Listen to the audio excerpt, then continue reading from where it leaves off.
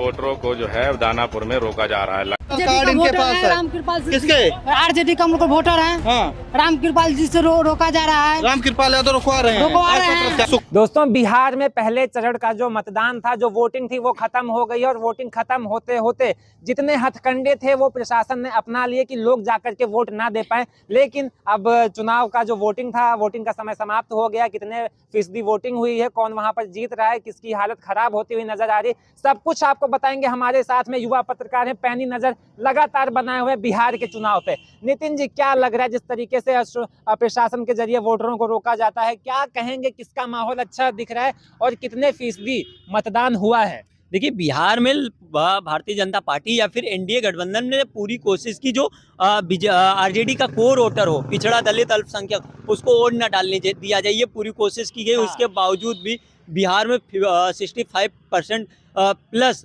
Voting हुई है।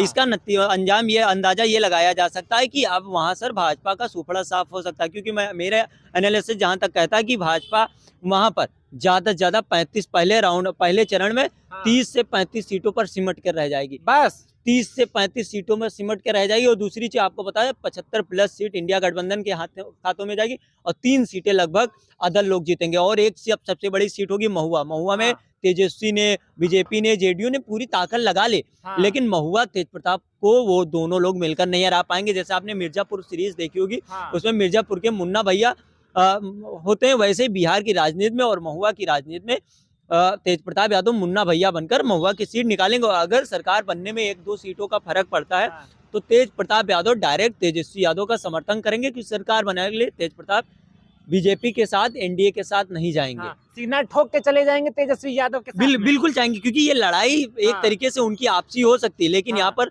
सामाजिक न्याय की लड़ाई है। इसलिए सामाजिक न्याय में तेज प्रताप यादव सबसे साथ मजबूती के साथ तेजस्वी यादव के साथ, इंडिया गठबंधन और तेजस्वी यादव के साथ खड़े होंगे। मैं फिर आपसे कहना चाह रहा हूँ कि 75 प्लस सीट इंडिया गठबंधन के खाते में जाने का मतलब है बिहार की सत्ता डगमगा गई, मतलब परिवर्तन हो गया। और अगर परिवर्तन हो गया तो ये गद्दी जो दिल्ली की नरेंद्र मोदी जी की है, प्रधान सेवक की है, वो भी डगमगा जाएगी। कुल मिलाकर के बात करते हैं तो बीजेपी की हालत खस्ता होती हुई नजर आ रही। नितिन जी, एक बात और, सबसे बड़ी जो हॉट सीट थी जिसको हराने के लिए पूरा मंत्रिमंडल आ गया था, स्वयं प्रधानमंत्री आते हैं, गृह मंत्री आते हैं, बड़े बड़े मंत्री आते हैं, छपरा की सीट पे क्या लग रहा है? खेसारी लाल यादव, क्या जो 20 साल से लगातार आरजेडी के लिए खुशखबरी नहीं निकल करके आ रही थी, इस बार वोटिंग को देखते हुए आपको क्या लग रहा है कि वहां का माहौल क्या है? देखिए, मैंने पहले भी कहा, बिहार की जो छपरा सीट थी, छपरा सीट में पूरा केंद्र मंत्रिमंडल 5-5 राज्यों के मुख्यमंत्री पड़े थे। फिर भी मैंने ये कहा था कि तेजस्वी को स्वयं कोई बड़ा नेता, चाहे वो प्रधानमंत्री हो या नीतीश कुमार हो या गृह मंत्री, वो आते, वो भी खेसारी लाल यादव को चुनाव नहीं हरा पाते। दूसरी चीज, तेजस्वी के चुनाव लड़ने से बिहार में जो पहले चरण की वोटिंग हुई है, उसका फायदा, खेसारी लाल के चुनाव लड़ने का फायदा तेजस्वी को सारी सीटों पर मिलेगा।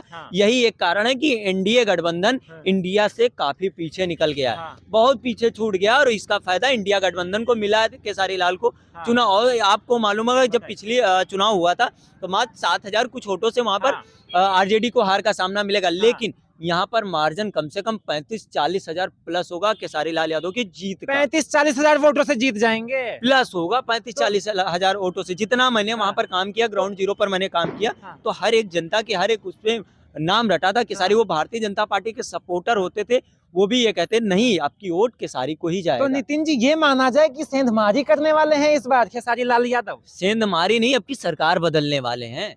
इंडिया गठबंधन अपनी सरकार बदलने वाले हैं। और मैं फिर कहना चाहूंगा, पहले चरण की जो वोटिंग हुई, उसका सबसे बड़ा श्रेय खेसारी लाल यादव और अखिलेश यादव को जाता है। तो बीजेपी वाले तो नचनिया कह रहे थे, तो क्या अब स्वयं खेसारी लाल यादव पूरी बीजेपी को नचाने वाले हैं? देखिए, मैं एक बात कहना चाहूंगा, वो कहते हैं, कहावत नहीं कहेगी कि वक्त आने पर हम बता देंगे, हम दोनों धुन बजा लेते, कौन नाचेगा, किसको नचवाना है। और खेसारी लाल और अखिलेश यादव, राहुल गांधी और तेजस्वी ने मिलकर पूरी भाजपा को सेंट्रल से लेके राज्य तक को नचा के रख दिया एक बिहार के छोटे से चुनाव में।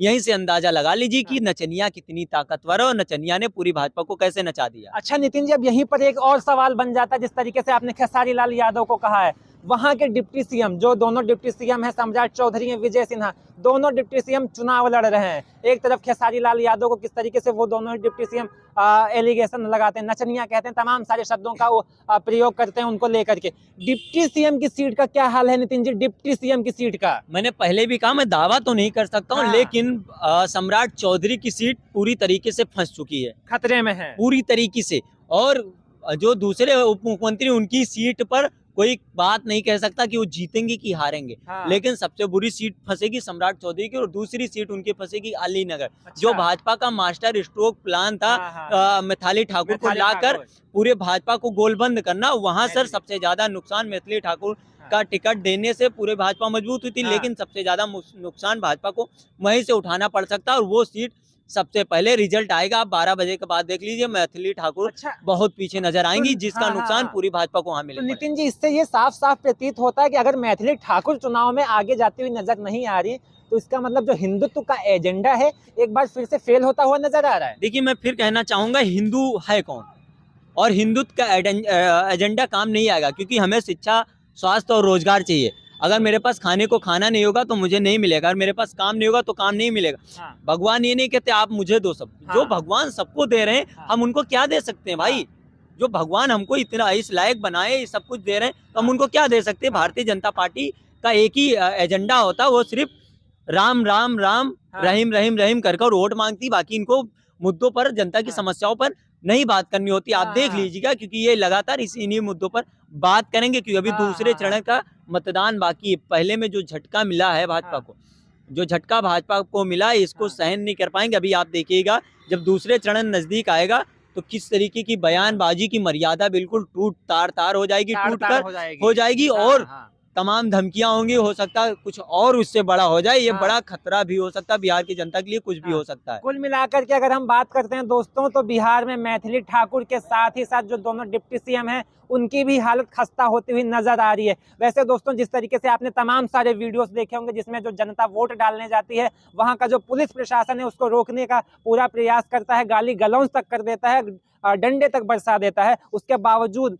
65% के आसपास टोटल वोटिंग हुई है बिहार में। आपको क्या लगता है दोस्तों, बिहार की क्या हालत होने वाली है? बिहार में क्या इस बार बदलाव होने वाला है? आपको किसकी स्थिति वहां पर मजबूत दिखाई दे रही है? आपके हिसाब से परिवर्तन होना चाहिए या फिर नीतीश की ही सरकार सही थी? अपनी राय कमेंट बॉक्स में जरूर दीजिएगा। फिलहाल के लिए इतना ही, नमस्कार।